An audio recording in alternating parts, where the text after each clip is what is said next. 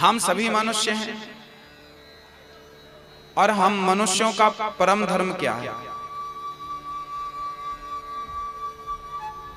आप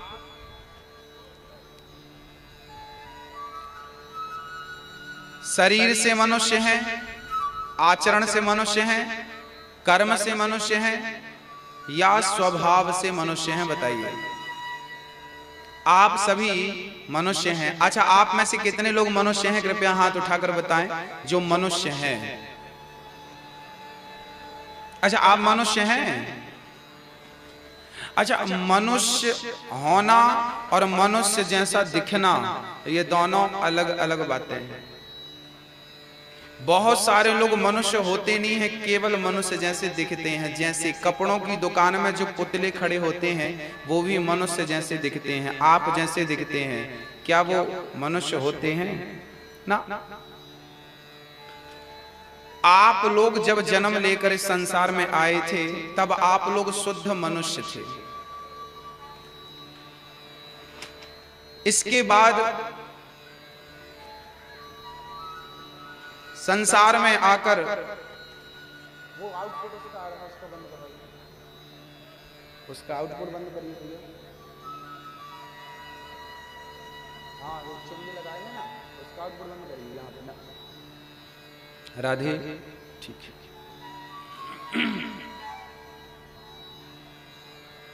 श्री सुखदेव भगवान कहते हैं मनुष्य कौन है? बड़े भाग्य मानुष तन पावा, सुर दुर्लभ सद ग्रंथन गावा। बड़े भाग्य मानुष तन पावा,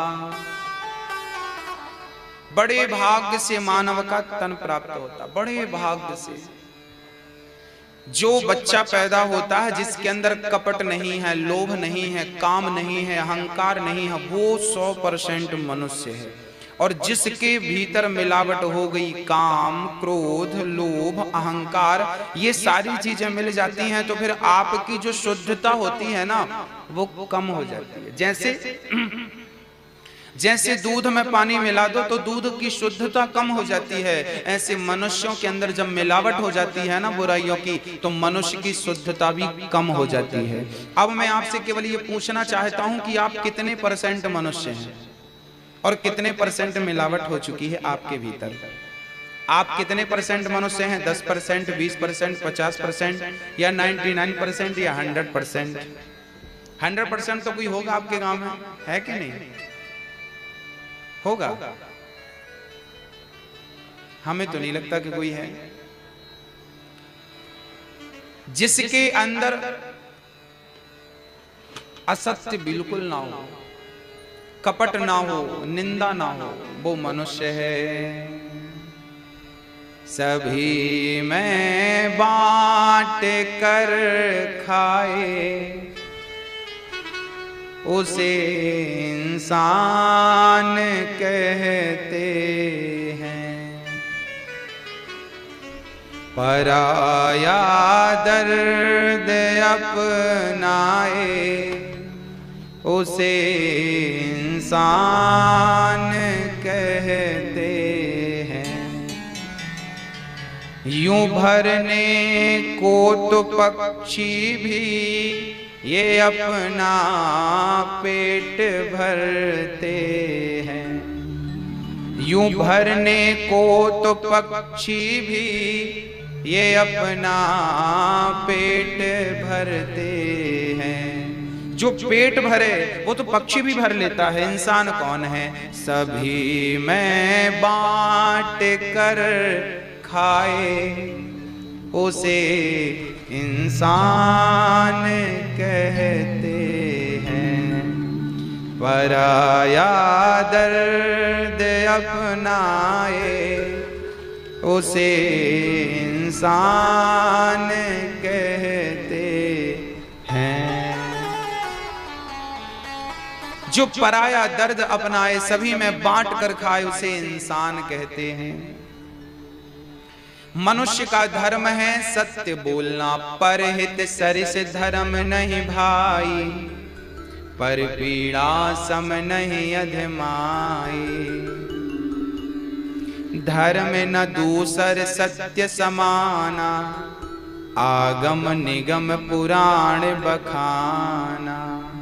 सत्य बराबर तप नहीं, झूठ बराबर पाप, जाके हृदय साच है, प्रभुता के हृदय आप। सत्य से बड़ी कोई पूजा नहीं है, सत्य से बड़ा कुछ नहीं है संसार में। इसलिए मेरी माँ हमें कैसा बोलना चाहिए? सत्य बोलना चाहिए। झूठ बोलने से 1000 रुपए का फायदा होता हो और सच बोलने से लाखों का नुकसान होता हो, तो लाखों का नुकसान सहकर भी यदि आप सच बोलते हैं तो पैसों का नुकसान हो सकता है, पर परमात्मा उसी के साथ खड़ा होता है जो सत्य के साथ होता है। कौरव और पांडव, कौरव और पांडव, भगवान कृष्ण किसके साथ थे? कौरवों के साथ या पांडवों के साथ? भैया जी मोबाइल मत देखो, कथा सुनो। बताइए ईश्वर भगवान किसके साथ खड़े थे? कौरवों के या पांडवों के? पांडवों के। क्यों? भगवान दुर्योधन के साथ खड़े हो जाते, क्या बिगाड़ लेता कोई? भगवान कहते मैं कौरवों का साथ दूंगा। कौरवों की सेना ज्यादा थी ना, और दुर्योधन ने तो बड़ा लोभ भी दिया था भगवान को। हाँ आप आइए हमारी पार्टी में, पर भगवान ने साफ इनकार कर दिया। क्यों? जहां धन होता है ईश्वर वहां नहीं होता, जहां सत्य होता है ईश्वर वहां जाकर खड़ा हो जाता। कौरवों के पास कुछ नहीं था, 12 वर्ष का वनवास करके और 1 वर्ष का अज्ञातवास पूरा करके आप वापस आए थे। उनके पास कुछ नहीं था, खाने को रोटी नहीं थी, भगवान उनके साथ खड़े थे। अर्थात परमात्मा धनी लोगों के साथ नहीं खड़ा होता, ईश्वर जो सत्य के साथ। इसलिए धन हो ना हो ये मुद्दा नहीं है, बस सत्य होना चाहिए, धर्म होना चाहिए। राम जंगल में थे, उनके पास धन नहीं था, पर धर्म था कि नहीं? धर्म क्या कहता है? धर्म कहता है कि आप पर नारी को मां की दृष्टि से देखें। जब राम के पास सूर्पणखा आई तो राम जी ने सूर्पणखा की तरफ देखा क्या? नहीं। सूर्पणखा कह रही है तो सम पुरुष न मोसम नारी, यह संयोग विधि रचा विचारी। आप जैसा पुरुष कोई नहीं है और मेरे समान नारी कोई नहीं है, इसलिए आइए ये संयोग है, आप हमसे विवाह कर लीजिए। देखिए किस प्रकार राम जी को कह दिया। आज सूर्पणखा ने राम जी को कह दिया मैं तुमसे प्यार करती हूं, शादी कर लो। कोई लड़की आपको कह देना कि मैं तुमसे प्यार करती हूं तो आप सोचेंगे अच्छा, फिर आप भी कह देंगे सेम टू यू। हाँ, पर राम जी के साथ ऐसा नहीं था। सूर्पणखा बड़ी सज धज करके आई, सुंदर बन करके आई और कहने लगी मैं आपको पसंद करती हूं, ब्रह्मा ने आपको मेरे लिए ही बनाया है। पर राम जी धर्मात्मा थे ना। देखिए धर्म क्या होता है। राम जी ने उस नारी को देखा तक नहीं। राम जी ने कहा मेरी पत्नी खड़ी है सीता, ये देखो, मैं किसी पर नारी पर दृष्टि नहीं डालता, ये राम का धर्म है। पर नारी को मैं मां की दृष्टि से देखता हूं। माते आप जाओ जाओ। सूर्पणखा को विदा कर दिया।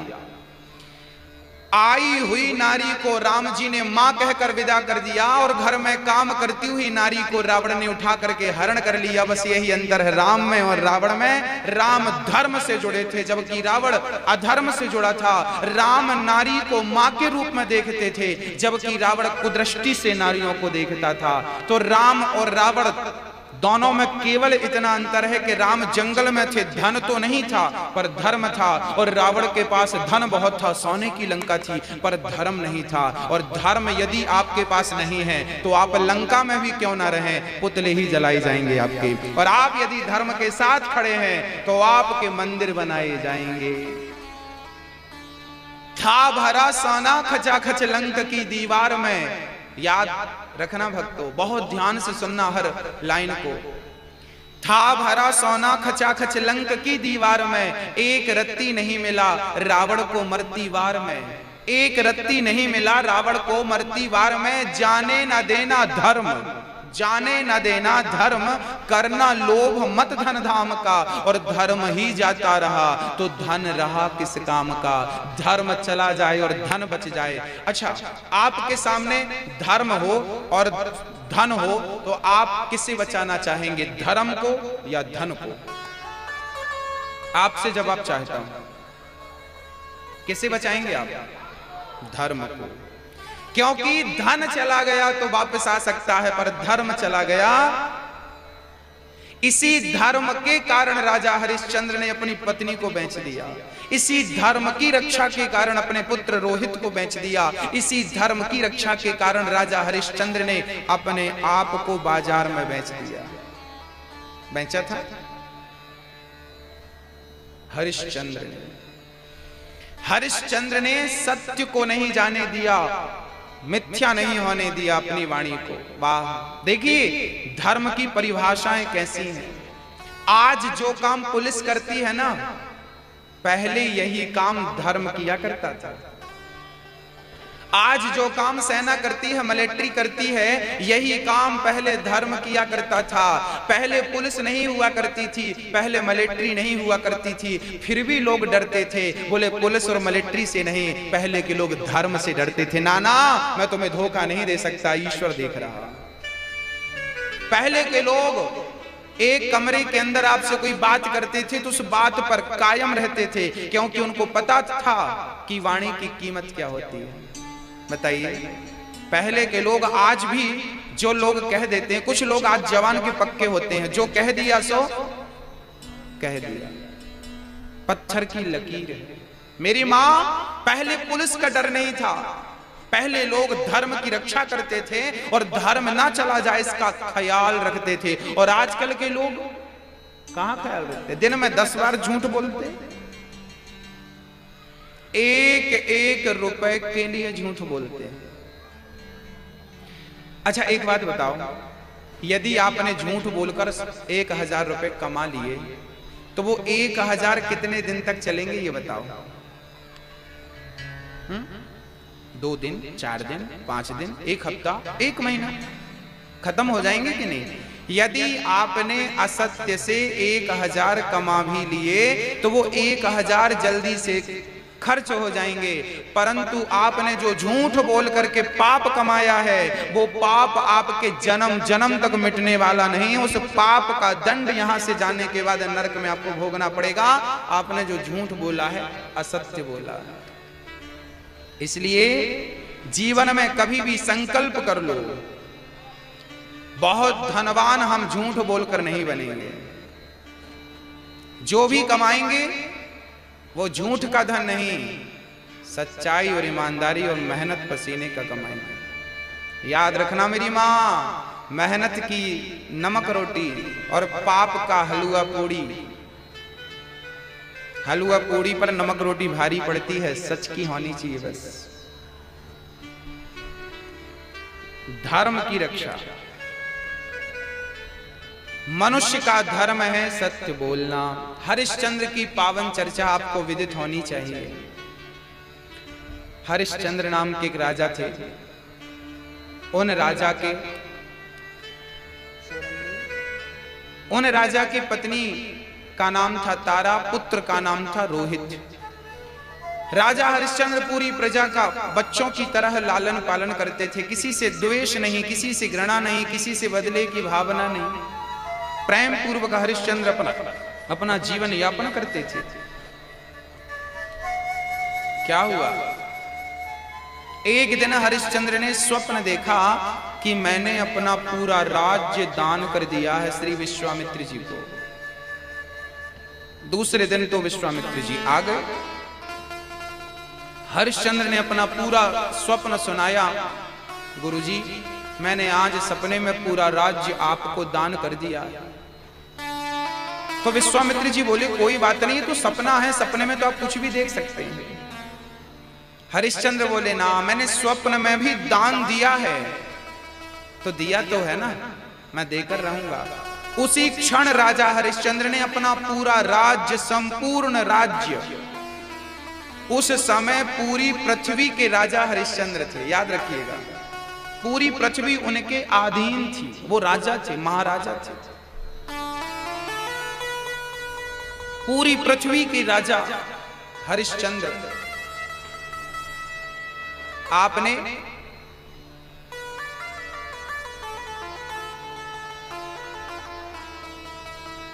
दान कर दिया विश्वामित्र जी को,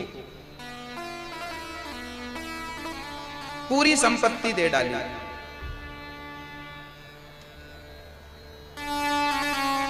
पूरी प्रॉपर्टी दे दी,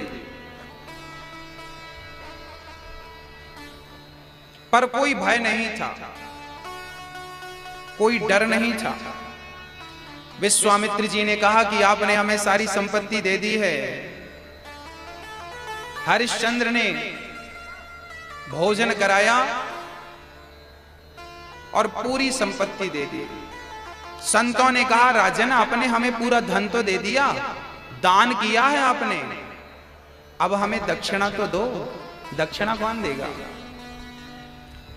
यहां मैं आपको समझा दूं, दान अलग है और दक्षिणा अलग है। दान किसे कहते हैं? जो धन आप परमार्थ के लिए देते हैं। जैसे श्रीधाम वृंदावन में हम वृद्ध माताओं की सेवा के लिए वृद्धाश्रम बनवा रहे हैं, आप सबके सहयोग से, तो इसमें आप जो भी देंगे उसे दान कहते हैं।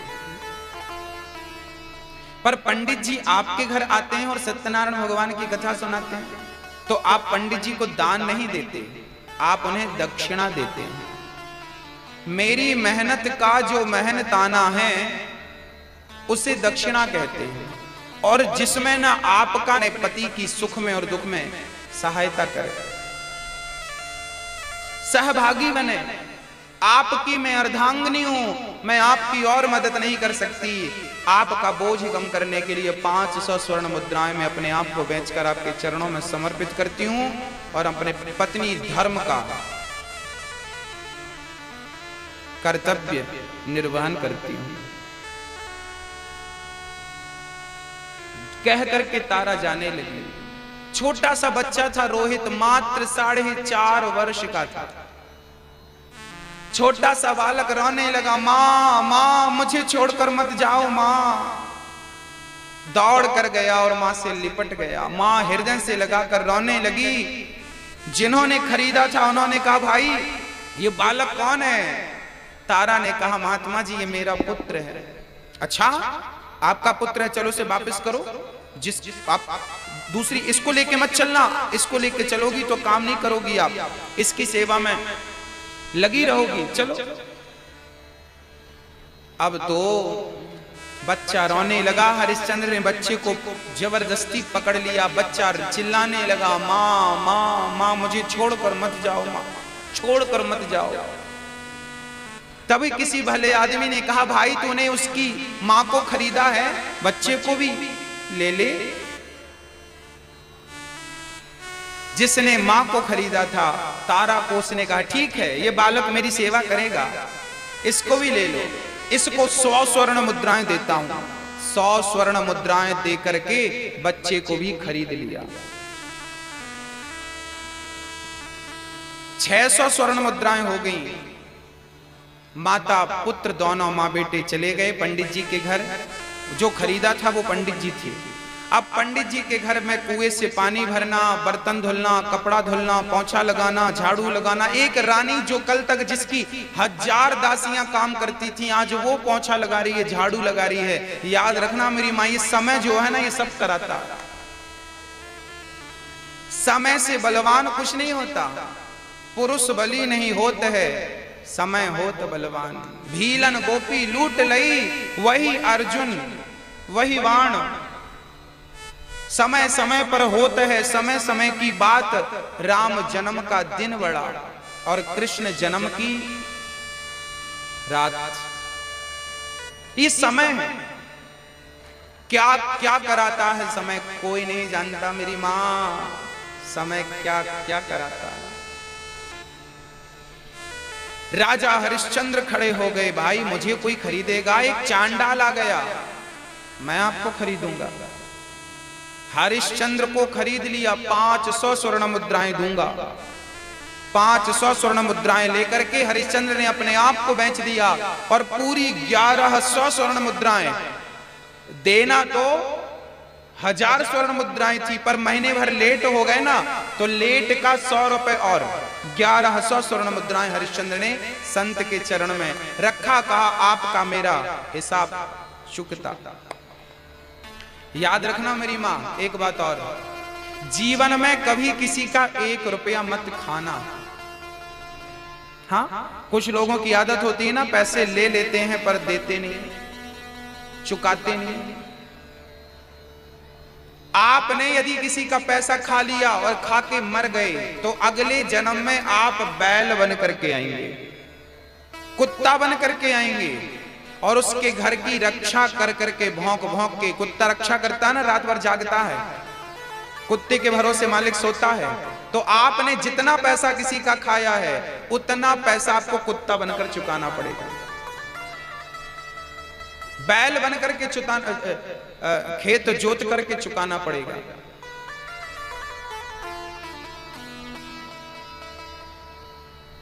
चुकाना पड़ेगा।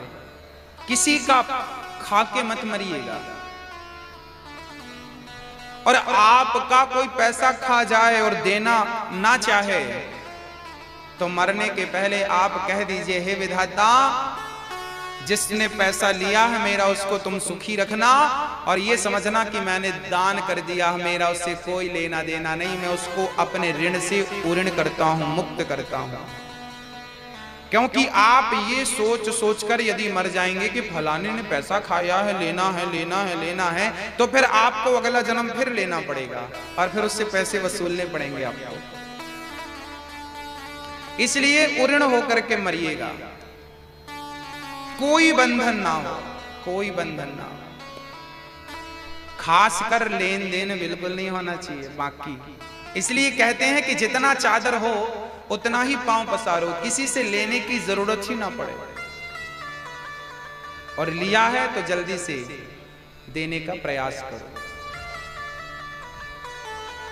हरिश्चंद्र ने 1100 स्वर्ण मुद्राएं देकर के गंगा के तट पर, काशी गंगा के तट पर जो मुर्दा जलने आते उनसे टैक्स लेकर के उन्हें जलाने की परमिशन देते थे। एक दिन क्या हुआ, हरिश्चंद्र की पत्नी कुएं से पानी भर रही थी। पंडितानी पंडित जी की बीमार पड़ गई थी, तो पंडित जी बोल रहे थे, जरा पांव दबा दो पंडितानी के, जरा सिर पे कपड़ा रख दो, जरा बर्तन धुल दो। दिन भर काम कराते पंडित जी, दिन भर काम कराते। वो तारा प्रसन्न चित्त से काम करती। पंडित जी पूजा के लिए बैठते ना, तो रोहित बगीचे में जाकर तुलसी लाता, पुष्प लाता, दूर्वा लाता, बिल्व पत्र लाता। एक दिन रोहित बगीचे में जाकर के पुष्प तोड़ रहा था, तभी एक काले नाग ने डस लिया और रोहित की मृत्यु हो गई। रोहित दर्द से तड़पने लगा, आवाज लगाने लगा, माँ माँ देखो मुझे सर्प ने डस लिया, मुझे सर्प ने डस लिया। तभी एक राह से कोई राहगीर निकला और उसने कहा, बेटा क्या हुआ? क्या बताऊं भैया, मुझे सर्प ने डस लिया, पास में मेरी माँ रहती है, माँ से कह देना कि तेरे रोहित को सर्प ने डस लिया। ये कहता कहता रोहित तो प्राण त्याग दिया, मर गया। अब वो व्यक्ति दौड़ा दौड़ा गया, भैया ये रोहित किसका बेटा है, ये रोहित किसका पुत्र है, उसे सर्प ने डस लिया, सर्प ने डस लिया। अब तो रानी को पता चला कि मेरे बेटे को सर्प ने डस लिया। तारा दौड़ने लगी, रोहित बेटा मैं आ रही हूं। रोहित रोहित कहकर तारा जैसे ही दौड़ी, पंडित जी ने हाथ पकड़ लिया, खबरदार जो तुम घर से बाहर गई, अभी पंडितानी की सेवा करो, काम बहुत है, चलो पानी भरो, चलो कपड़ा धो लो, भोजन की तैयारी, पूजा की तैयारी करना है। माँ ने कहा पंडित जी बच्चे को सर्प ने डस लिया। कोई बात नहीं, डस लिया, ये तुम्हारा रोज का बहाना लगा रहता है, बच्चा खेल रहा होगा, कोई सर्प ने नहीं डसा, चलो काम करो। काम करने लगी तारा। सोचिए जिसका बेटा मरा पड़ा हो, सर्प का डसा, वो काम कर रही है। क्यों कर रही है? वो जा सकती थी चाहती तो, पर वो बिक चुकी है। उसका मालिक इस समय ये है, और मालिक जो कहेगा वही आदेश, इसका धर्म है, और ये नारी अपने धर्म को कभी छोड़ नहीं सकती। पुत्र मरा पड़ा था, सुबह से शाम, शाम से रात, पंडित जी ने निकलने नहीं दिया। रात को पंडितानी सो गए, तब गई और जब जाकर देखी तो बच्चा मरा पड़ा था। सर्प का जहर इस कदर फैल गया था शरीर पर कि बच्चे का शरीर नीला पड़ गया था। मां रोने लगी, बेटा रोहित तेरी मां तेरे समय पर आकर तुझे दवाई ना दे सकी, समय से कोई वैद्य तुझे देख लेता तो आज तेरी मृत्यु ना होती, पुत्र मुझे माफ कर देना। अब माँ ने सोचा कि सुबह हो जाएगा तो पंडित जी की सेवा में मैं लग जाऊंगी, ये बच्चा पड़ा रहेगा, गीदड़ खा जाएंगे। तो माँ को लगा क्यों ना मैं अपने बच्चे का अंतिम संस्कार कर दूं। एक राजा का बेटा जब मरा तो उसका संस्कार करने के लिए कोई नहीं था। माँ के पास इतना कपड़ा भी नहीं था कि वो अपने बच्चे को कफन उड़ा सके। तब तारा ने अपनी साड़ी फाड़ दी और साड़ी का एक टुकड़ा फाड़कर बच्चे को उड़ाया कफन के रूप में। गोद में लेकर बच्चे को चल पड़ी गंगा के तट पर। काशी के शमशान घाट पहुंच गई और रोने लगी, हे गंगा मैया, आज इसका पिता यहां होता तो इसका संस्कार करता। तब तक हरिश्चंद्र जी आ गए। संयोग देखिए उसी घाट पे हरिश्चंद्र पहरा दे रहे थे। हरिश्चंद्र जी आ गए, देवी क्या हुआ, क्यों रो रही हो? तारा ने कहा क्या बताऊं, मेरे पुत्र को सर्प ने डस लिया। कभी इसके पिता मिलेंगे और कहेंगे कि मेरा रोहित कहाँ है, मैं क्या जवाब दूंगी? जब रोहित नाम सुना तो हरिश्चंद्र ने पूछा, रोहित आपका नाम क्या है? मेरा नाम तारा है। आपके पति का नाम क्या है? हरिश्चंद्र। अब तो हरिश्चंद्र पहचान गई है मेरी पत्नी मेरा बेटा है। पत्नी भी पहचान गई, आप यहां? पूरी कहानी सुनाई, दोनों मिल गए। अब हरिश्चंद्र की पत्नी तारा ने कहा कि आपका बेटा मर चुका है, मैं बचा ना सकी, आप अपने बच्चे का अंतिम संस्कार कर लीजिए। कहने लगे हरिश्चंद्र, देवी मैं अंतिम संस्कार नहीं कर सकता, क्योंकि इस समय मैं इसका पिता नहीं, मैं किसी का सेवक हूं, और आपको यदि बच्चे को यहां दफन करना है तो पहले आपको टैक्स देना पड़ेगा। यहाँ का जो नियम है, कोई भी आता है उसे इतना पैसा जो नियमित है वो देना पड़ता है। पत्नी ने कहा, स्वामी जी मेरे पास नहीं है पैसा, मैं कैसे दूंगी? तो हरिश्चंद्र ने कहा, तो मैं परमिशन नहीं दे सकता आपके बच्चे को यहाँ पर दफन करने की। सोचिए कि बाप के सामने बेटा मरा पड़ा है, वो बेटा उस समय भी अपने धर्म को नहीं छोड़ रहा। ये धर्म की परिभाषाएं थी मेरी मां। उस पिता ने धर्म को नहीं छोड़ा, कहा मैं आपको परमिशन नहीं देता। तो क्या करें बच्चे का? बोले गंगा जी में डाल दो। गंगा जी में डालने का कोई टैक्स नहीं, बहा दो। अब तो पत्नी ने हाथ में उठाया पुत्र को, कहने लगी कैसे पिता हो, कितने निर्दयी हो। हरिश्चंद्र ने समझाया, देवी ये मेरी मजबूरी है, इस समय ना तो मैं तुम्हारा पति हूं ना तो इसका पिता हूं, मैं किसी का सेवक हूं, और मालिक जो कहेगा उसकी आज्ञा ही मेरा मूल मंत्र है। एक कर्म है, एक फर्ज है, उसकी सेवा करना, उसकी आज्ञा का पालन करना। उसी समय गांव के सारे लोग दौड़ दौड़ करके आने लगे, पकड़ो पकड़ो पकड़ो। गांव के लोग आ गए और गांव के लोगों ने कहा कि ये नारी गांव में चोरी करके भाग रही है। सारे लोगों ने आगे बढ़ करके तारा को मारना चाहा। हरिश्चंद्र ने रोका, भाई क्या हुआ? अरे बोले गांव में इसने चोरी की है और चोरी कर करके ये भाग रही है। तारामती को चोरी का कलंक लगाया। तभी हरिश्चंद्र के मालिक आ गए और उन्होंने तलवार पकड़ा दी हरिश्चंद्र को, लो इस नारी का सिर काट दो। हरिश्चंद्र के हाथ में तलवार पकड़ा दी और जिसने खरीदा था हरिश्चंद्र को, उसने कहा मेरी आज्ञा है, इस नारी का सिर काट दो। एक तरफ बेटा मर चुका था, दूसरी तरफ नारी खड़ी, उस पर भी मालिक की परमिशन से सिर काटना है। वाह, ये धर्म के लिए। अब यहां देखना यह है कि हरिश्चंद्र के हाथ कांपते तो नहीं है। कभी अपने आप को हरिश्चंद्र की जगह खड़ा करके देखिएगा, आप होते तो क्या निर्णय होता आपका, क्या डिसीजन होता आपका? हरिश्चंद्र ने तलवार उठाई और अपने बच्चे को, अपनी पत्नी पर जो तलवार उठाकर गर्दन सिर काटना चाहा, अब तो भगवान को रहा ना गया। भगवान प्रकट हो गए शंख चक्र गदा पद्म लेकर के। हरिश्चंद्र, मैं आपकी सेवा, आपके वचन और आपके धर्म से प्रसन्न हुआ। खड़े हो गए भगवान। रोहित मरा पड़ा था, उठकर बैठ गया। हरिश्चंद्र बोले, प्रभु आप? हाँ, ये तेरी परीक्षा थी। हरिश्चंद्र चरणों में गिर पड़े, प्रभु क्या आपको मुझ पर यकीन नहीं था जो आपको परीक्षा लेनी पड़ी?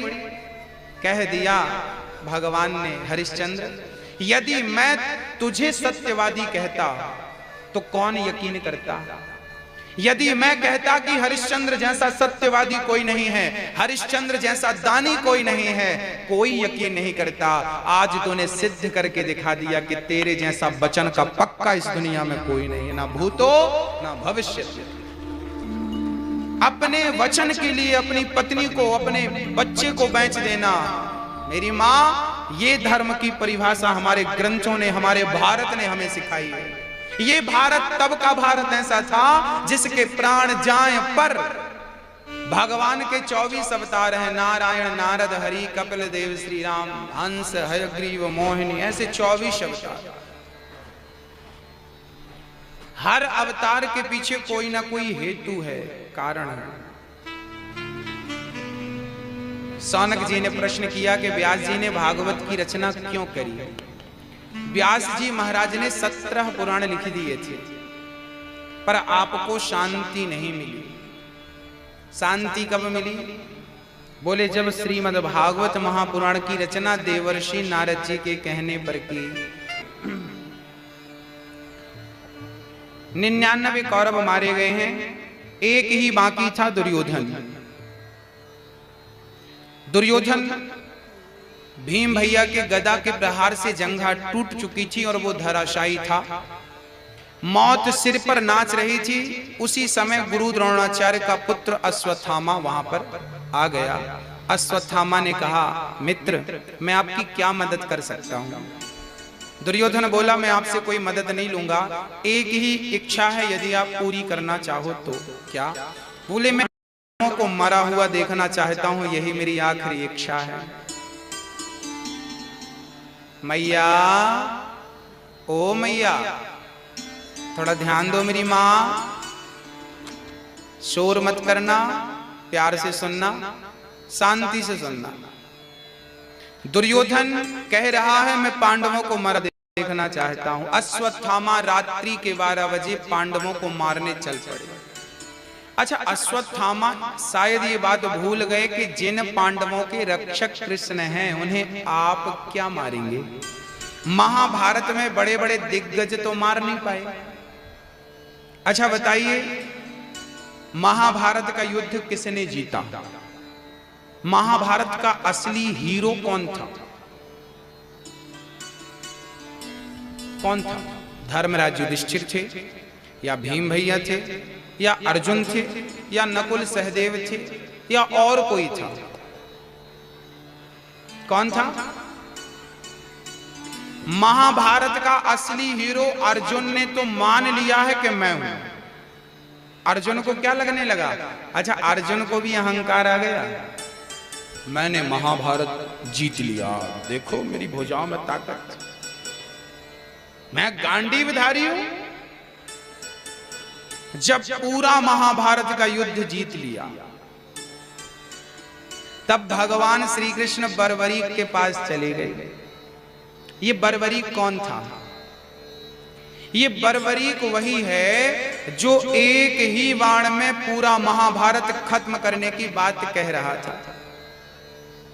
एक बार भगवान श्री कृष्ण बर्बरीक के पास गए। बर्बरीक बोला, मैं एक ही बाण से पूरा महाभारत समाप्त कर सकता हूं और मैं कौरवों के साथ युद्ध करूंगा, मतलब कौरवों के पक्ष में जाऊंगा। भगवान बोले, भैया तुम इतना बलशाली अपने आप को बतला रहे हो, इसका कोई सबूत तो दो। तो भगवान ने कहा कि इस पीपल के पेड़ पर जितने पत्ते हैं, यदि तुमने एक ही बाण से सारे पत्तों में छेद कर दिया तो मैं समझ लूंगा कि तुम एक बाण से महाभारत को समाप्त कर सकते हो। तब एक पत्ता पीपल का भगवान ने अपने चरण के नीचे दबा लिया और बाण मारा बर्बरीक ने, तो एक साथ पीपल के पूरे पत्तों में छेद हो गया। और बर्बरीक ने कहा, कन्हैया पांव हटा लो अपना, नहीं तो पांव में भी छेद हो जाएगा। भगवान ने पांव हटाकर देखा तो उस पत्ते पर भी छेद था जो भगवान के चरणों के नीचे था। भगवान समझ गए कि इस जैसा बहादुर दुनिया में कोई नहीं है। भगवान ने अपना सुदर्शन निकाला और सिर काट दिया, मार दिया भगवान ने। अब सिर कट जाने के बाद भगवान ने कहा, अब बोल तेरी क्या इच्छा है। अब यहां आपको लग रहा होगा कि भगवान ने ऐसे वीर को मार क्यों डाला। भगवान ने ऐसे वीर को केवल इसलिए मार दिया क्योंकि वो गलत आदमी के पक्ष में जाना चाहता था। किसके? कौरवों के पक्ष में। अच्छा, कौरवों के पक्ष में जाने से भगवान ने क्यों रोका? क्योंकि कौरव लोग ना नारी का भरी सभा में अपमान कर चुके हैं। यदि गलत व्यक्ति के हाथ में कोई पावर आ जाएगा तो वो उसका केवल दुरुपयोग करेगा। जैसे पाकिस्तान के पास परमाणु आ गया है ना, तो वो धमकी देता रहता, हम परमाणु पटक देंगे, परमाणु पटक देंगे। गलत व्यक्ति के हाथ में कोई शक्ति आ जाए तो वो उसका क्या करेगा? सिर्फ दुरुपयोग करेगा। भगवान बोले कि यदि बर्बरीक जैसा धनुर्धर इसके पक्ष में आ गया तो इसकी शक्ति और बढ़ जाएगी, इसलिए भगवान ने बर्बरीक को मार डाला।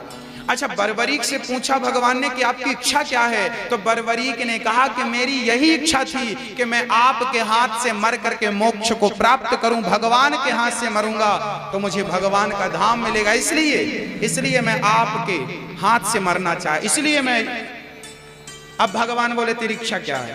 बर्बरीक ने कहा कि मैं महाभारत का युद्ध देखना चाहता हूं, यही मेरी इच्छा। तब भगवान ने कटे हुए सिर को पहाड़ के ऊपर स्थापित कर दिया और कह दिया, ना तो तुम्हें भूख लगेगी, ना तो तुम्हें प्यास लगेगी, ना तो सिर कटे का कोई दर्द होगा। अब आप कहें कि भगवान ने तो गलत किया, सिर काट दिया। अरे भाई, वो भगवान है, कटे हुए सिर को भी वो जिंदा रखते हैं। जो शक्ति कटे हुए सिर को भी कन्हैया जिंदा रख सकते हैं, जो जिंदा कर सकता है उसी को मारने का अधिकार है, और ये परमात्मा कर सकते हैं। कटे हुए सिर को कोई जिंदा रख सकता है, पर भगवान ने रखा। तो ईश्वर साधारण, उन पर आप टिप्पणी करें कि भगवान ने क्यों मार दिया, मैं उसका उत्तर दे रहा हूं कि वो सामर्थ्यवान है। बर्बरीक की इच्छा ही थी कि मैं गोविंद के हाथों से मरूं। रावण की क्या इच्छा थी? रावण भी कोई गलत आदमी नहीं था मेरी माँ। रावण की भी यही इच्छा थी कि मैं राम के हाथों से मरूं। खर दूषण सम मोहि बलवंता, ते नहीं को मारे कोई भगवंता। रावण ने कह दिया था कि खरदूषण तो मेरे जैसा बलवान था, उसे कोई मार सकता है तो केवल भगवान मार सकता है। रावण ने कहा, हमसे भजन तो हो नहीं सकता, बैर करके ही राम के हाथों मर करके अपना कल्याण कर लेते हैं। इसलिए राम ने हट करके बैर किया है राम से। चर्चा बड़ी अद्भुत है भक्तों, क्या सुनाऊं आपको। बस इतना समझ लीजिए कि बर्बरीक को भगवान ने रख दिया पर्वत के ऊपर। पूरा महाभारत का युद्ध सीधा प्रसारण बर्बरीक ने भी देखा था, जैसे संजय ने देखा था। अब जब पूरा युद्ध पूरा हो गया तब भगवान पांडवों को लेकर बर्बरीक के पास गए। बर्बरीक से कहा, बर्बरीक ये बताओ, महाभारत में सबसे बलवान तुम्हें कौन नजर आया? क्योंकि तुमने पूरा महाभारत अपनी आंखों से देखा है। बताओ। अर्जुन को लग रहा था मेरी प्रशंसा करेंगे बर्बरीक जी, भीम भैया को लग रहा था मेरी प्रशंसा करेंगे, युधिष्ठिर जी को लग रहा था मेरी प्रशंसा होगी, तब बर्बरीक ने इनका अहंकार तोड़ते हुए कहा, अर्जुन को अहंकार था मैंने महाभारत जीता। बर्बरीक ने कह दिया, कन्हैया इस पूरे महाभारत में मुझे आपके सुदर्शन के अतिरिक्त तो कुछ नजर नहीं आया। अर्जुन जो बाण चलाता था उसके बाण तो 4 हाथ दूर जाकर गिर जाते थे, आपका सुदर्शन ही उन्हें शक्ति देकर के उन्हें गंतव्य तक मंजिल तक पहुंचा करके और लक्ष्य को भेद करवाता था। केवल आपका सुदर्शन, आपकी शक्ति ही मुझे नजर आई। महाभारत के हीरो मुझे आप ही नजर आए और कोई नजर नहीं आया। अर्जुन का जो अहंकार था पानी पानी हो गया। करते हो तुम कन्हैया, मेरा नाम हो रहा है, मेरा आपकी कृपा से सब काम हो रहा है। सारा काम कन्हैया करते हैं, बस हम लोग हल्ला करते रहते, हमने किया हमने किया हमने किया। कौन करता है मेरी माँ? करने वाला तो कोई और ही है। अच्छा, महाभारत का युद्ध ना बहुत अच्छा है, आपको कभी सुनना चाहिए, उसे पूरा देखना चाहिए। जब अर्जुन का युद्ध कर्ण के साथ हो रहा था ना, तब फिर बर्बरीक को भगवान ने अमर कर दिया। बोले आज से तुम अमर रहोगे और जाओ इस कलयुग में तुम भक्तों का दुख दूर करते रहोगे। वही बर्बरीक का कटा हुआ सिर खाटू श्याम जी के नाम से आज दुनिया में जाना जाता है। वही खाटू श्याम भगवान राजस्थान में आज हैं, जिन्हें खाटू श्याम कहते हैं। बोलिए खाटू नरेश की जय हो। वही श्याम शीश के दानी खाटू श्याम आज हैं, उन्हीं को खाटू श्याम कहते हैं। अब भगवान, जब अर्जुन का युद्ध कर्ण से हो रहा था ना, कर्ण का और अर्जुन का जब युद्ध हुआ तो कर्ण जब बाण मारते ना अर्जुन के रथ पर, तो अर्जुन का रथ 4 अंगुल पीछे जाता था ओनली। और जब अर्जुन बाण मारता ना तो कर्ण का रथ 21 हाथ पीछे जाता। अर्जुन के बाण से कर्ण का रथ 21 हाथ पीछे जाता था और कर्ण बाण मारता था तो केवल अर्जुन का रथ 4 अंगुल पीछे जाता था। तब कन्हैया कहा करते थे, वाह कर्ण वाह, तुम्हारे जैसा धनुर्धर बलशाली मैंने देखा नहीं। अर्जुन को बड़ा बुरा लगता, वाह कन्हैया आप तो हमारी पार्टी में और तारीफ दुश्मन की कर रहे हो। हमने बाण चलाया तो उसका रथ 21 हाथ पीछे चला गया, तब तो आपने नहीं कहा वाह अर्जुन वाह, और उसने बाण चलाया तो 4 अंगुल रथ पीछे चला गया तो आप वाह वाह करते हैं। तब कन्हैया को लगा अर्जुन फिर इस अहंकार के शिकार हो गए। तब कन्हैया ने अर्जुन से कहा, अर्जुन ये उंगली जरा हिलाओ। भगवान कृष्ण ने अपनी एक उंगली रथ पर रख दी और कहा कि जरा इसे हिलाओ। अर्जुन ने पूरी ताकत लगा दी, अस्त्र शस्त्र सब लगा दिए, कृष्ण की एक उंगली हिला ना पाए। भगवान बोले अर्जुन हिला पाए।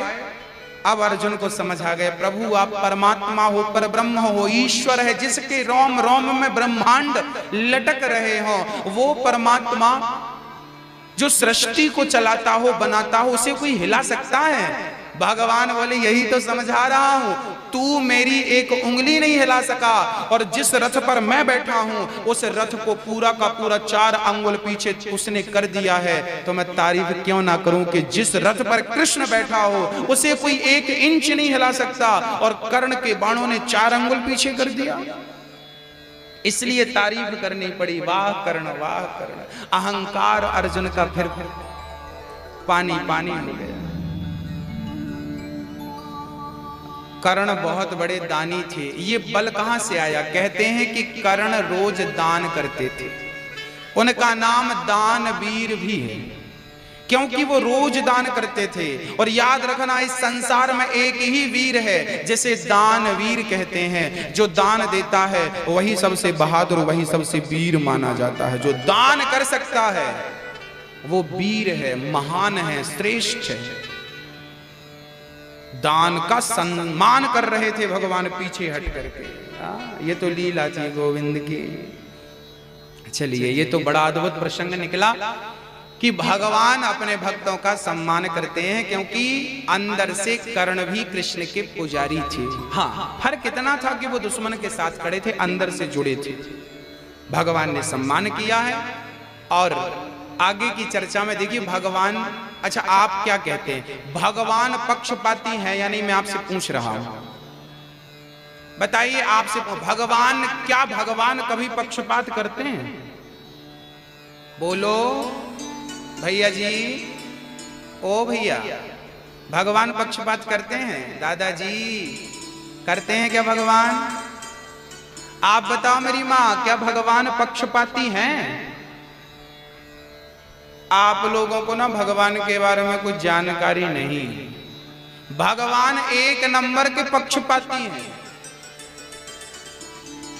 मैं आज सिद्ध करके बताऊंगा, भगवान जितना पक्षपाती तो आप भी नहीं होंगे।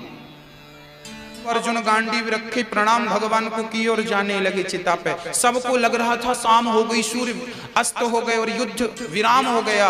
सारे लोग अपने धनुष बाण रख के, अब जयद्रथ को रहा ना गया और जयद्रथ भी आ गया कि मैं अर्जुन को मरता हुआ देखना चाहता हूं। जयद्रथ सारा पहरा तोड़ते हुए, सारी सेनाओं का जो उनकी सैनिक लगी थी, सेना लगी थी, सबका दरवाजा द्वार तोड़ते हुए और आकर के अर्जुन के सामने खड़े हो गए और हंसने लगे। देख, मुझे मारना चाहा था, मुझे तू क्या मारेगा?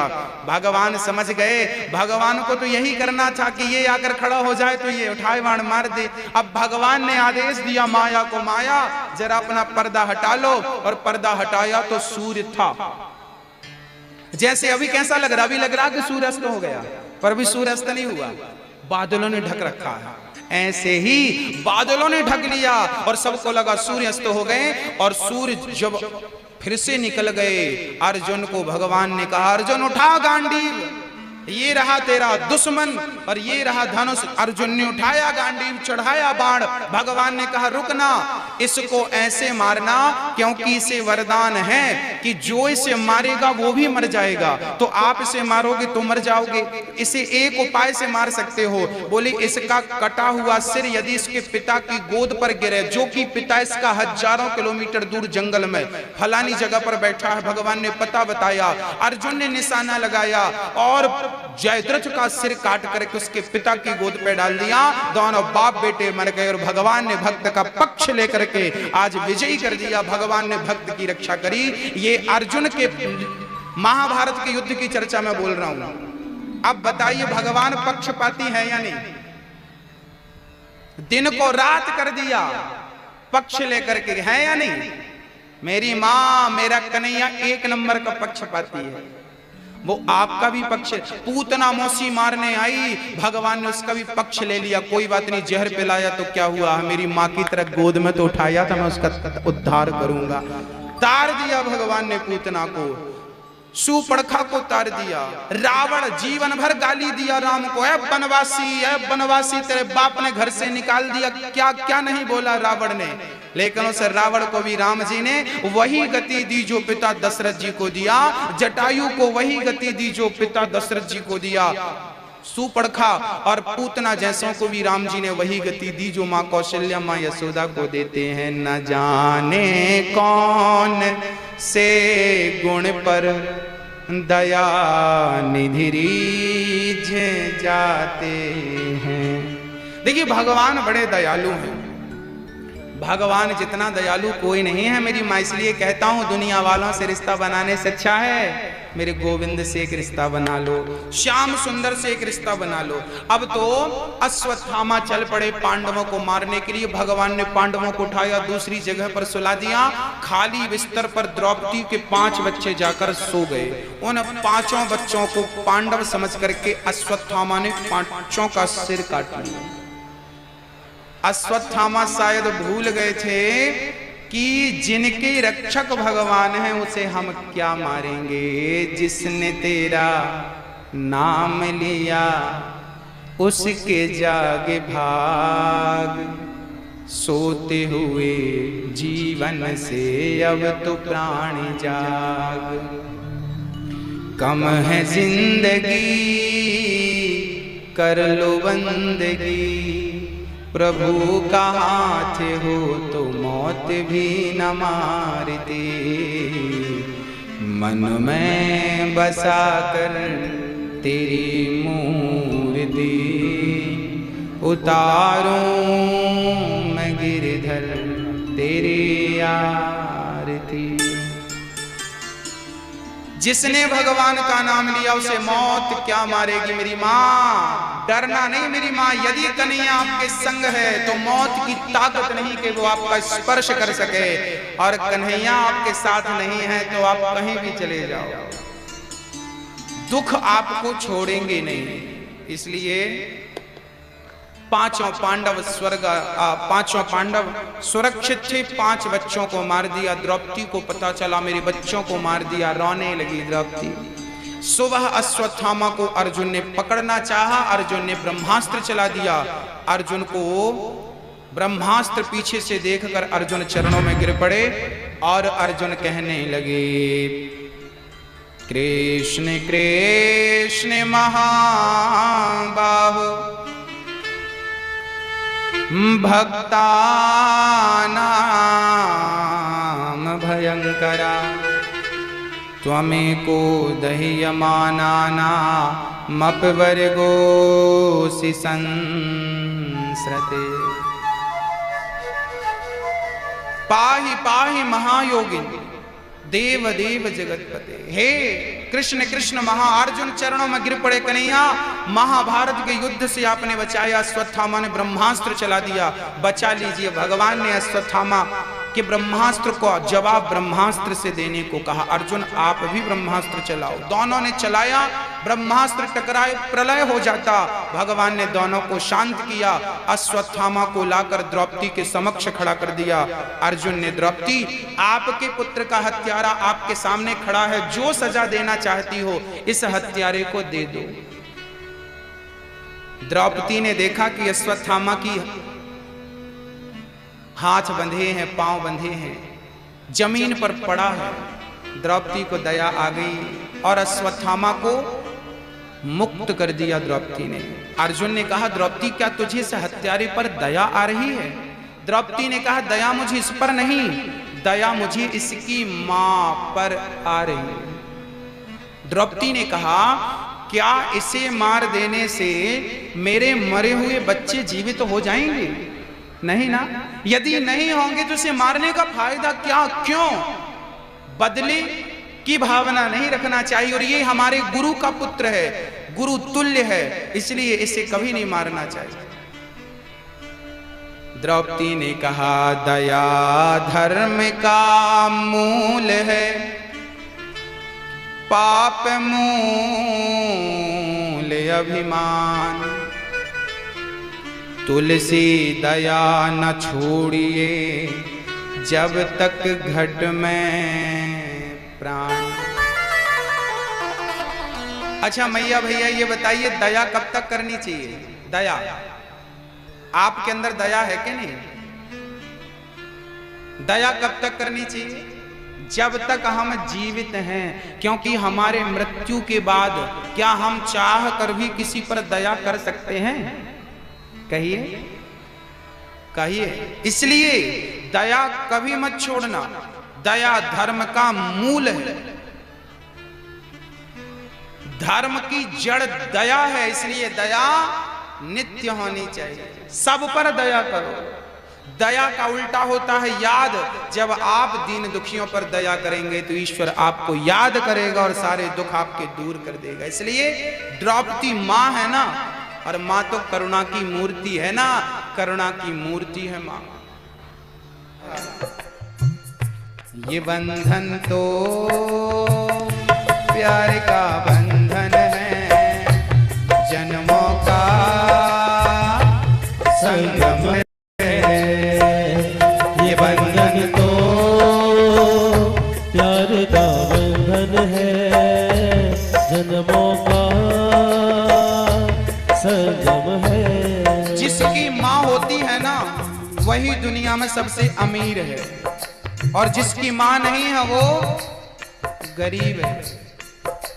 एक पुत्र अपनी माँ से क्या चाहता है, एक पुत्र अपनी माँ को क्या समझता है, जरा देखिए।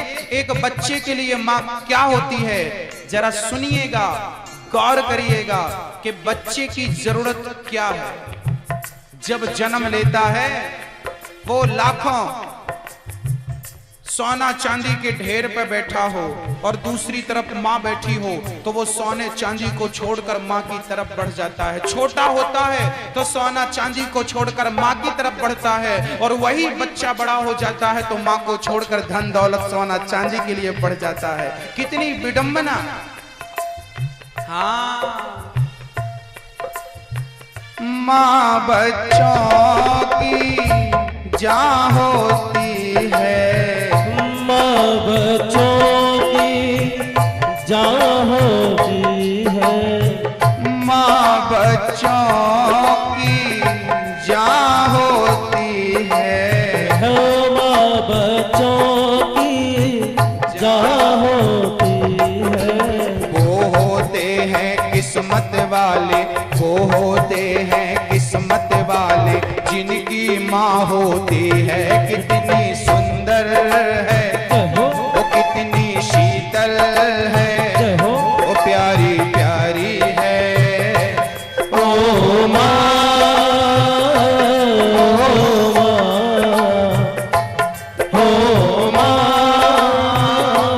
प्यारी माँ,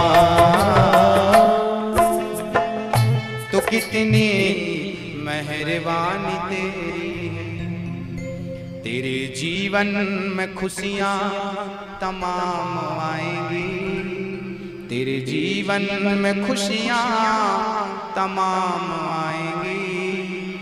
ले ले माँ की दुआएं तेरे काम आएंगी, ले ले माँ की दुआएं तेरे काम आएंगी।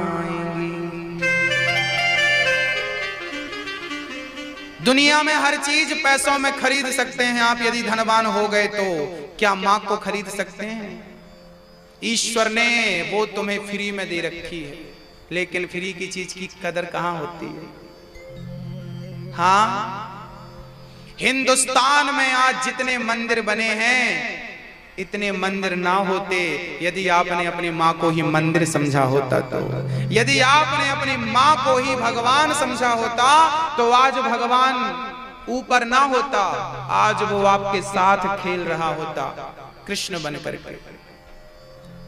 याद रखना मेरी माँ, याद रखना भक्तों, वो भगवान, कभी आपसे कोई पूछे कि भगवान की शक्ल कैसी है, वो दिखता कैसा होगा, तो कह देना कि मेरी माँ की शक्ल जैसी है, मेरी माँ की सूरत जैसी है, मेरे कन्हैया की सूरत सेम वैसी है, क्योंकि भगवान और मेरी माँ में कोई अंतर नहीं है।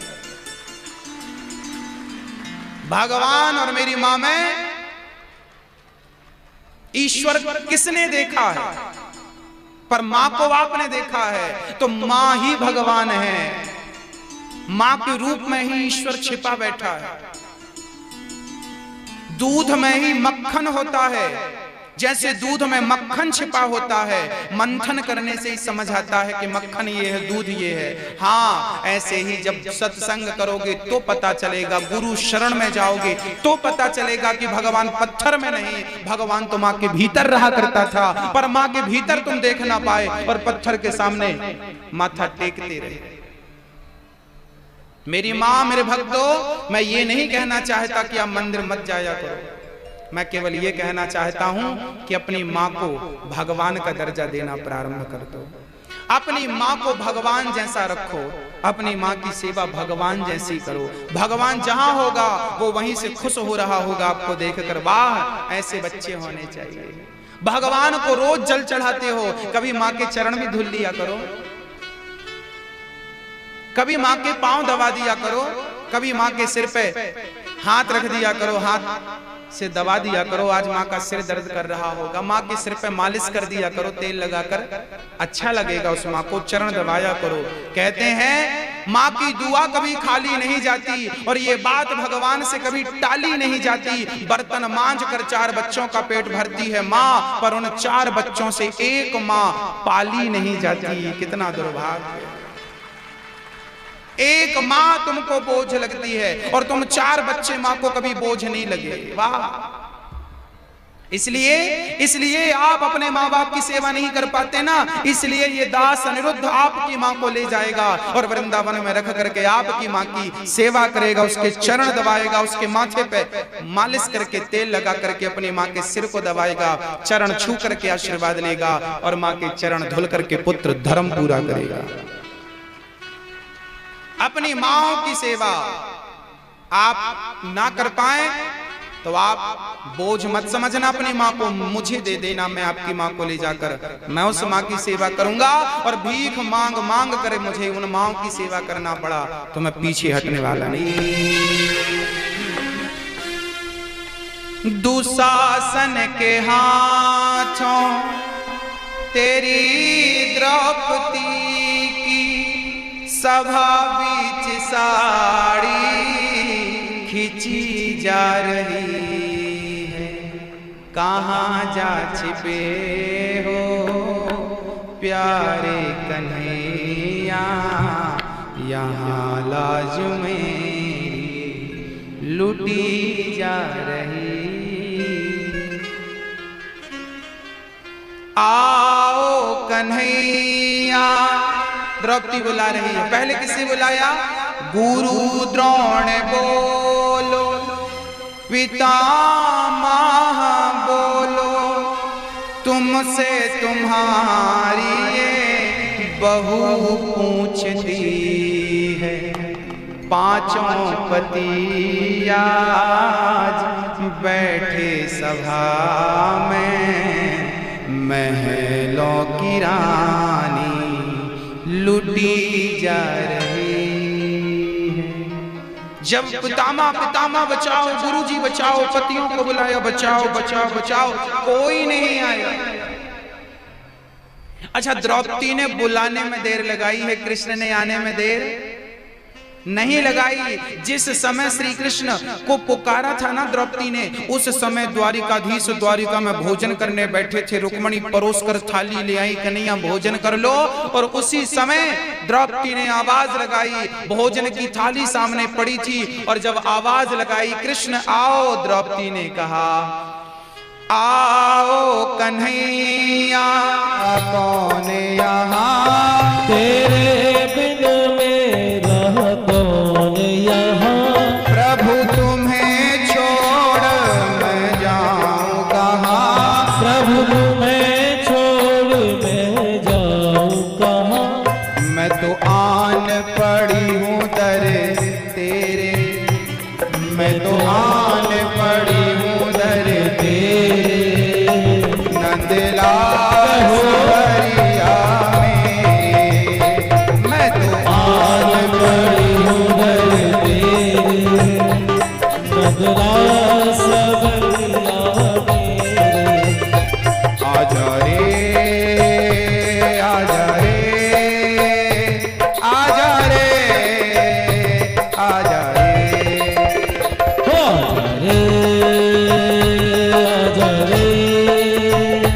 आजा रे, आजा रे, आजा रे, आजा रे, आजा रे आजा रे आजा रे आजा रे आजा रे आजा रे आजा रे, हो आजा रे, आइए गोविंद आओ। आजा रे,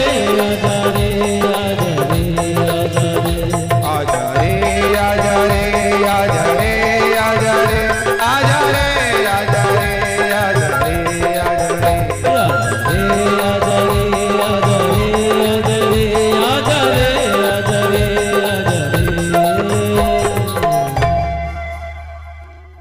मेरा कोई न सहारा बिन तेरे, नंदलाल सवरिया मेरे। ये याद कर लो मेरी माँ, एक वाक्य, कन्हैया मेरा तेरे सिवा, एक बार कह दो, एक बार दिल से कह दो, कन्हैया मेरा तेरे सिवा कोई नहीं। द्रौपदी ने जब तक परिवार को बुलाया, पति को बुलाया, जमाने को बुलाया, गोविंद बोले बुला के देख लो पहले। जब हाथ खड़े कर दिया, कोई नहीं सुन रहा, कन्हैया आप सुन लो। तुरंत आकर भगवान ने कहा, बहन तुमने देर लगा दी बुलाने में, मैं तो कब कहा जाता। एक सज्जन ने हमसे कहा, पहले द्रौपदी को बचाने कृष्ण आते थे, आज भी बहुत सारी बहन बेटियों की इज्जत लुट जाती है, भगवान क्यों नहीं आते। हमने कहा, पहले बुलाने वाली द्रौपदी थी, आज भी कोई बुलाने वाली द्रौपदी हो तो भगवान आज भी आएंगे। बुलाने वाली द्रौपदी तो हो, द्रौपदी नहीं है ना, इसलिए वो नहीं आता। भगवान तो आज भी खंबे में है, हर खंबे में है, बस बुलाने वाले प्रहलाद की देर है। तुम प्रहलाद बनो तो सही, तुम शबरी बनकर बेर खिलाओगे ना तो जूठी खाएगा, विदुरानी बनकर खिलाओगे तो छिलका खाएगा, और दुर्योधन बनकर खिलाए तो 56 भोग भी नहीं खाएगा। उस कृष्ण को दुर्योधन जैसे लोग नहीं पसंद हैं, उस कृष्ण को तो विदुरानी जैसे भक्त पसंद है, शबरी जैसी मां पसंद है, मां। विदुरानी, शबरी और द्रौपदी जैसी बहन पसंद है, द्रौपदी जैसी बहन। इसलिए मैं आप बहनों को कहता हूं, अपना भाई कृष्ण को बनाना, अपना पति कृष्ण को बनाना, अपना पिता कृष्ण को बनाना, सब कुछ जिसकी जरूरत पड़े, आपके जीवन में जिस चीज का अभाव हो उस जगह कृष्ण का भाव बना लेना। द्रौपदी ने भाई बनाया, गोपियों ने पति बनाया, यशोदा ने पुत्र बनाया, आपका जो दिल करे वो कृष्ण को बना लो, बनने को तैयार। त्वमेव माता च पिता त्वमेव, त्वमेव बंधुश्च सखा त्वमेव, त्वमेव विद्या द्रविणम, त्वमेव सर्वम मम देव देव। माता पिता तुम मेरे, क्या नहीं बन सकता हुआ। द्रौपदी की साड़ी बढ़ाकर लाज बचा दी। कुंती बुआ ने कहा, कन्हैया हमें सुख नहीं चाहिए, दुख चाहिए। भगवान बोले, दुख कहां से लाऊं, मुझे ही ले लो। कुंती बुआ बोली, तो फिर एक वचन दो, कभी भी मैं आपको भूलूं नहीं, ऐसा वरदान दो। हे प्रभु मैं आपको कभी, कहो हे प्रभु मैं आपको कभी, हे प्रभु मैं आपको कभी भूलूं नहीं। आप जोर से कहो एक बार, हे प्रभु मैं आपको कभी, हे प्रभु मैं आपको कभी, हे प्रभु मैं आपको कभी, हे प्रभु हे गोविंद मैं आपको कभी भूलूं नहीं। बस इतनी कृपा बनी रहे गोविंद कि मैं आपका स्मरण करता रहूं, चिंतन करता रहूं, निरंतर चिंतन। कभी एक पल के लिए श्वास चली जाए पर गोविंद का स्मरण ना जाए। श्वास जाएगी ना तो फिक्र नहीं है, श्वास जाएगी तो मरेंगे, इससे ज्यादा क्या होगा। पर कृष्ण चले जाएंगे तो जीकर भी क्या करेंगे, क्या करेंगे उस जिंदगी का। तो कन्हैया श्वास जाए तो जाए, तुम मत चले जाना। क्या करेंगे हम ऐसी श्वास का, तुम्हारे बिना क्या करेंगे। हर श्वास में, श्वास श्वास में हरि भज, वृथा श्वास मत खोए, और ना जाने से श्वास का कल आवन हो या ना हो। क्षण भंग और जीवन की कलिका, कल प्रातः को जान खिले न खिले। मलयाचल की सुचि सुंदर मंद सुगंध, समीर चले न चले। कली काली कुठार लिए फिरता तन नम्र है, चोट झिले न झिले। भजले हरि नाम हरि रसना, फिर अंत समय में हिले ना हिले। कुंती बुआ ने दुख मांगा, भगवान ने कहा आज मैं अपना चिंतन आपको देता हूं। अब भगवान कुंती को संतुष्ट करके आप भगवान पितामह भीष्म की शरण में गए। भीष्म को दर्शन देकर भीष्म पितामह ने जीवन में एक ही पाप किया था, मेरी माँ अपनी आंखों से द्रौपदी के चीर को खिंचता हुआ देखा था, इसलिए आपको बाणों की सैया पर लेटना पड़ा। पितामह जैसों को अपने किए की सजा भोगनी पड़ी। ऐरे गेरे नत्थु खैरी की क्या कहें हम, कर्मों का फल भोगना पड़ेगा। याद रखना कोई बचा नहीं सकता आपको। आपके किए की सजा, मेरे किए की सजा मुझे मिलेगी, मेरा ठाकुर देगा, मेरा कन्हैया देगा। और मैं तैयार हूं कन्हैया, यदि मैंने गुनाह किया है तो मुझे सजा जरूर देना, क्योंकि वो सजा पाकर मैं निर्मल होऊंगा। हाँ, कपड़ा धोबी घाट जाता है ना तो साफ होकर आता है।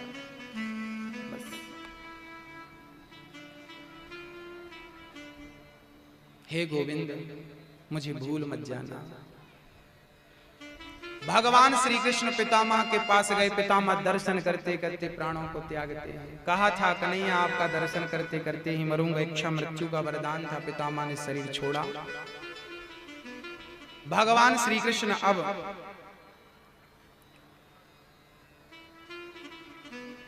द्वारिका गए हैं, जहां भगवान का स्वागत हुआ है, परीक्षित का जन्म हुआ है, जिनका नाम रखा है परीक्षित, विष्णु रात्रि कहते हैं। धृतराष्ट्र गांधारी को विदुर जी ने जंगल भेजा है। विदुर जी ने धृतराष्ट्र को जो ज्ञान दिया उसी का नाम विदुर नीति है। युधिष्ठिर जी, पांचों पांडव जब भगवान धराधाम को छोड़कर चले गए तो पांचों पांडव स्वर्गारोहण के लिए निकल गए और कुंती बुआ ने तो प्राण त्याग दिया। कलयुग के पहले राजा बनाए गए परीक्षित।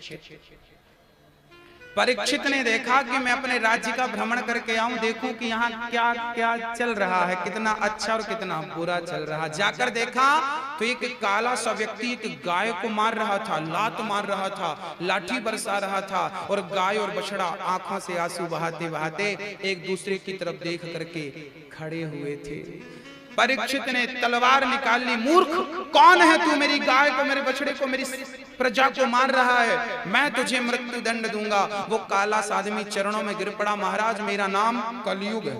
राजा परीक्षित बोले, तुम कलयुग हो तो गाय को क्यों मार रहे हो? बोले, जहां ये गाय रहती है वहां मुझे रहने नहीं देती, इसलिए इसे मार मार भगा रहा हूं ताकि मैं अपना राज्य स्थापित कर सकूं। याद रखना मेरी माँ, मेरे भाई, मेरे दादाजी, जहां कलयुग होता है ना, जहां गाय होती है वहां कलयुग नहीं होता। इसलिए आज गांव में कलयुग का प्रभाव कम है, क्योंकि यहां गाय पालते हैं लोग। आप लोग पालते हो कि नहीं गाय? राजा परीक्षित से कलयुग ने कहा, मैं लाख बुरा हूं पर मुझ में एक अच्छा ही है। बताओ, कलयुग अच्छा है या बुरा है? मैया, ओ मेरी माँ, कहां देख रही हो? कहां ध्यान, कहां कथा में आई हो मेरी माँ? 3 घंटे तो मन लगा लो, घर में पता नहीं कैसे लगता होगा आपका मन। हाँ, थोड़ा ध्यान दो मेरी माँ। कलयुग अच्छा है या बुरा है बताइए? हाँ मैया, भैया, कलयुग अच्छा है या बुरा है? अच्छा है या बुरा है? कलयुग बहुत अच्छा है। कलयुग इतना अच्छा है कि सतयुग भी इतना अच्छा नहीं है, त्रेता और द्वापर भी इतना अच्छा नहीं जितना अच्छा कलयुग है। बोले कैसे? बोले सति कृते अध्यायते विष्णु त्रेतायाम यजतो मखई द्वापरे परिचर्यायाम कलौ केशव कीर्तनात्। सतयुग में यज्ञ करके भगवान को पाया जाता था, ध्यान करके भगवान को पाया जा। कृते अध्यायते विष्णु, सतयुग में ध्यान करने से भगवान मिलते थे। त्रेता युग में यजतो मखई, यज्ञ करने से भगवान मिलते थे। द्वापर में सेवा करने से भगवान मिलते थे, जबकि कलयुग में केवल भगवान नाम जपने से भगवान मिल जाते हैं। जो गति सतयुग त्रेता युग में बड़ी मेहनत से मिलती थी, वही गति कलयुग में भगवान का नाम जपने से मिल जाती है। राम जी के नाम ने तो पाथर भितारे, इसलिए नाम मत छोड़िए। कलयुग केवल नाम आधारा, सुमरि सुमरि नर उतरहि पारा। कलयुग की अच्छाई को मध्य नजर रखते हुए परीक्षित ने कलयुग को रहने के 4 कमरे बनवाए। कलयुग कहां कहां रहता है? आज मैं कलयुग के स्थान गिना रहा हूं। आज मैं बताऊंगा कि कलयुग कहां कहां कहां कहां रहता है। आपके गांव में कलयुग है कि नहीं? कलयुग के 4 कमरे सुन लो क्या क्या है। कलयुग का पहला कमरा है द्यूतम, जहां पर जुआ होता है। क्या होता है? ताली बजाने का नहीं बोल रहे हैं। जहां पर जुआ है वहां क्या है? क्या है मेरी माँ? क्या है भैया जी? अच्छा, आपके गांव में जुआ खेलते हैं लोग के नहीं? नहीं, वाह, बहुत अच्छा गांव है आपका, बहुत बढ़िया है। और आज ही हम अपने जहां रोके खिड़की के सामने देख रहे थे, लोग पत्ते खेल रहे थे।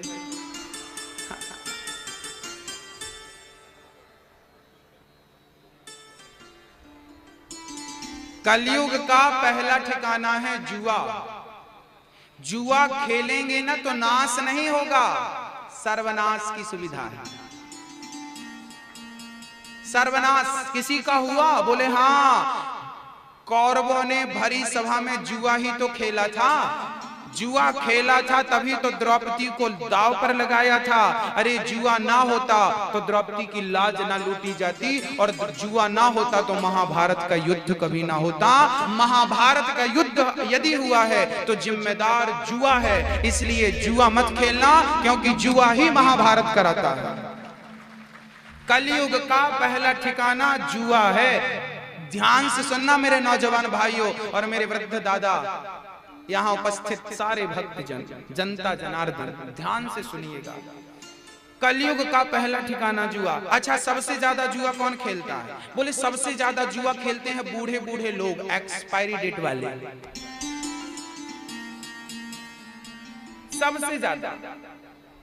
सबसे ज्यादा जुआ खेलते हैं बूढ़े बूढ़े लोग। बाल पक गए, दाढ़ी पक गई, घर में मन नहीं लग रहा, चलो जुआ खेल, दिन भर खेलते रहते हैं, पत्ती परोसते रहते हैं।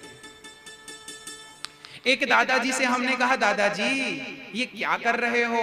गुरुजी हम जुआ नहीं खेल रहे हैं, हम तो टाइम पास कर रहे हैं, पत्ते खेल रहे हैं, ये जुआ थोड़ी है। हमने कहा लो, बुढ़ापा आ गया, बाल पक गए, दाढ़ी पक गई, और आप अभी तक टाइम पास कर रहे हो। अब आप क्या टाइम पास करोगे? अब तो टाइम खुद आपको पास करने वाला है। आप क्या टाइम पास करो? ये टाइम पास करने की उम्र नहीं बची मेरी माँ, मेरे भक्तों। अब तो भजन कर लो, माला पकड़ लो, राम राम जप लो, कल्याण हो जाएगा। जुआ खेलते खेलते मरोगे तो नर्क जाओगे, और भगवान का नाम लेकर जाओगे ना तो फिर गया में श्राद्ध करने की भी जरूरत नहीं है, सीधे भगवान के परम धाम को पहुंच जाओ। इसलिए जुआ मत खेलो। अच्छा, जुआ खेलने से आपका टाइम पास तो हो जाता है, पर आपके बच्चों का, आपके गांव का संस्कार बिगड़ता है, वातावरण बिगड़ता है। क्या सही बोल रहा हूं मैं या गलत बोल रहा हूं? मेरी माँ, मेरे भैया जी, जुआ खेलने से आपका टाइम पास हो जाता है, पर और आजकल ना बूढ़ों ने क्या बना रखा है पता है? कैसे भी करके बिगाड़ो, बस पीछे पड़ जाते हैं उसको जुआ खिलाओ, उसको शराब पिलाओ ताकि वो बिगड़ जाए, ताकि अच्छा काम ना कर पाए। ये भारत की थिंकिंग है ना, खुद आगे जाते हैं ना किसी को आगे जाने देते हैं। ये भारत का दुर्भाग्य है, इसलिए भारत तरक्की नहीं कर पाया, अन्य देशों से पीछे रह गया, जबकि ये विश्व गुरु था। क्या बताएं हम? मैं जब छोटा था ना, मैं अपनी घटना, ये बात मैं क्यों कहता हूं? क्योंकि मेरे साथ गुजर चुकी है। जब मैं बहुत छोटा था ना, लगभग 7-8 साल का रहा होऊंगा, तब मेरे गांव के एक बाबा जी थे, जो बिगड़े बाबा जी थे, गांजा पीते थे। गांव का एक आदमी था, वो क्या करता था, वो मेरे पास आया, और मेरे जमाने के और भी मेरे दोस्त लोग थे। मैं 7 साल का था, मेरा दोस्त 8 साल का था, तो कोई 10 साल का था। हम दोनों एक जगह चबूतरे पर बैठे थे। अचानक एक आदमी आया और बिस्किट लेकर आया और कहा कि ये बिस्किट खाओ। हम सारे बच्चों को उसने बिस्किट खिलाया पहले, और बिस्किट खिलाने के बाद बताओ उसने क्या किया? हम लोगों को चिलम पकड़ा दिया, गांजे से भरी, गांजा भरा और चिलम पकड़ा दिया। चिलम जानते हैं ना, हुक्का, चिलम पकड़ा दिया। हमने कहा ये क्या है? बोले बिस्किट खाए ना, फूंक लगाओ। उसने लगा के बताया ऐसे लगाते हैं। हमारा दोस्त तो लगाने लगा, मैंने मना किया ये मत कर। तो सामने वाले ने कहा तुम एक चिलम लगाओगे ना तो हम एक बिस्किट का पैकेट और देंगे। अर्थात उस समय तो हम लोग बच्चे थे। आपके साथ भी ये घटनाएं घटी होंगी कि आपको लालच दे दे करके लोग बिगाड़ते हैं। आज भी याद रखना भक्तों, मुझे ये बात याद है कि आज भी मैं दूसरों को सचेत करता हूं। मैंने बाद में उसको बिस्किट वापस कर दिए। मैंने कहा तेरा बिस्किट तू रख, मुझे तेरे बिस्किट के बदले गांजा नहीं पीना, नहीं पीना। मैंने बिस्किट भी छोड़ दिए, ले तेरा बिस्किट तेरे को मुबारक। मैं ये तब से समझा हूं कि संसार में ऐसे लोगों की कमी नहीं है जो अपना पैसा खर्च करके भी आपको बिगाड़ने के लिए तैयार हैं, आपके संस्कार बिगाड़ने के लिए तैयार। आपके गांव में भी ऐसे लोग पाए जाते होंगे, बहुत लोग होंगे, इसका बिगड़ जाए बस कितना भी खर्चा हो, ऐसे लोग घोर नरक जाते हैं। और हम तो कहते हैं ऐसे लोगों को उल्टा लटका कर मिर्ची का धुआं देना चाहिए। आप लोग आवाज नहीं उठाते हैं ऐसों के खिलाफ, इसलिए ऐसे लोगों का मनोबल बढ़ता है। मुझे अच्छा नहीं लगता कि आप किसी को बिगाड़ें, इसलिए आप कुसंग से बचिएगा। कलयुग का पहला ठिकाना जुआ, जहां जुआ होता है वहां कलयुग। दूसरा ठिकाना पानम, पानम बोले तो शराब, शराब, जहां शराब होती है वहां भी कलयुग होता है। इसलिए मेरी माँ, मेरे भाई, मेरे भैया, आप में से कौन कौन शराब नहीं पीते? जो नहीं पीते वो हाथ उठाएं। वाह, कोई शराब नहीं पीता आप में से? वाह, बहुत सुंदर। मैं ये सही बोल रहे हैं क्या? लो यहां से तो ऐसे ऐसे हाथ उठ रहे हैं। नहीं महाराज, बिल्कुल गलत है। जो पीते हैं वो भी हाथ उठा रहे, हम नहीं पीते। चलिए बोलिए बांके बिहारी लाल की। चलिए ठीक है, आप पीते हैं तो मैं क्या कर सकता हूं? आप जवाब देंगे महाराज जी हम आपके पैसों का थोड़ी पीते हैं, हम अपनी कमाई का पीते हैं। ठीक है, आप अपनी कमाई का पीजिए, कोई बात नहीं, पर मेरे एक प्रश्न का उत्तर दीजिए। क्या आपके शराब पीने से आपका भला हुआ? ये है सत्संग का प्याला, ये अंगूरों की मदिरा नहीं है। कलयुग का दूसरा ठिकाना शराब, जहां शराब होती है वहां कलयुग होता है। दूसरा ठिकाना शराब। कलयुग का तीसरा ठिकाना चरित्रहीनता। चौथा ठिकाना मांस, जहां मांस होता है वहां भी कलयुग। आप लोग मांस खाते हैं? अंडा, मुर्गी, मछली, बकरा, बकरी, भेड़, भेड़िया खाते हैं? क्या क्या खाते रहते हैं आप लोग बताइए? फिर सुअर की जरूरत ही नहीं, सब खा लो।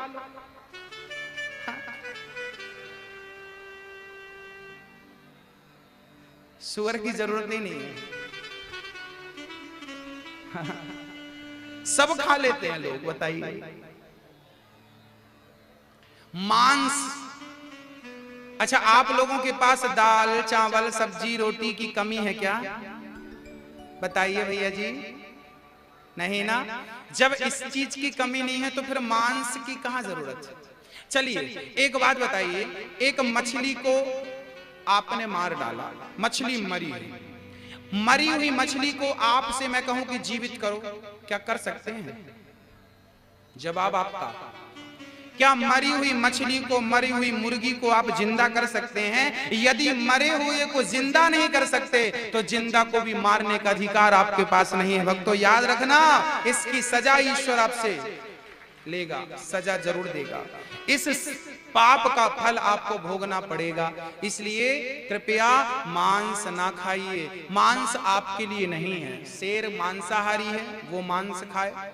चीता मांसाहारी है, वो मांस खाए, आप मत खाइए। उसके बड़े बड़े दांत होते हैं, कैनाइन दांत, आपके थोड़ी हैं।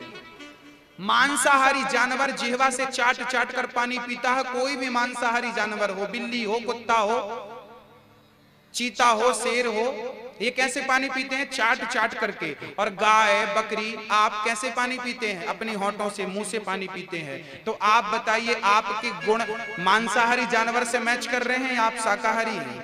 जन्मजात आप शाकाहारी हैं, फिर भी मांस खाएंगे, गंदगी खाएंगे, तो भगवान पाप का फल देगा भक्तों। इसलिए किसी जीव की हिंसा ना करो, अहिंसा ही परमो। आप अपने स्वाद के लिए सोचिए, किसी को मार डालते हैं। आप समझदार लोग हैं, वो मूर्ख लोग थे जो मांस खाते थे, बट आप तो समझदार लोग हैं। अब तो जाग जाइए, अब तो दाल चावल सब्जी रोटी की कमी नहीं है। हमारी भारत माँ हमें भरपेट अनाज देती है। जब अनाज नहीं था तब खाते थे। बंगाल में पहले, बंगाल में तो आज भी मछली चावल खाते हैं लोग। वो मछली चावल इसलिए खाते थे क्योंकि वहां पर कोई ऑप्शन नहीं था, ना चावल, ना दाल थी, ना रोटी थी, कोई था ही नहीं ना। सब्जियां थी नहीं उस जमाने में, बट आज सब सुलभ है। जब नहीं था तब तुम खाते थे, ठीक है, बट आज सब कुछ है फिर भी खाओ तो गलत है। वो मजबूरी थी, आज मजबूरी नहीं है। अब तो जाग जाओ, हाँ अब जाग जाओ। कलयुग का 5वां स्थान परीक्षित ने गोल्ड दे दिया। कलयुग को जो पाप का धन है कलयुग है, परीक्षित के सिर पे जाकर के कलयुग बैठ गया। परीक्षित की बुद्धि भ्रष्ट हो गई। मरे हुए सर्प को संत जी के गले पे डाल दिया और संत जी श्रृंगी जी ने श्राप दे दिया। समीक जी के पुत्र ने, आज से 7वें दिन तक्षक तुझे डसेगा, तेरी मृत्यु हो जाएगी। परीक्षित को पता चला मुझे 7वें दिन मरना है। परीक्षित घर से निकलकर गंगा के पावन तट पर चले गए, जहां पर परीक्षित जी का आज भी शुकताल में आज भी दर्शन लोग भाव की दृष्टि से करते हैं। सुखदेव भगवान ने भागवत सुनाई। परीक्षित को पता चला मुझे मरना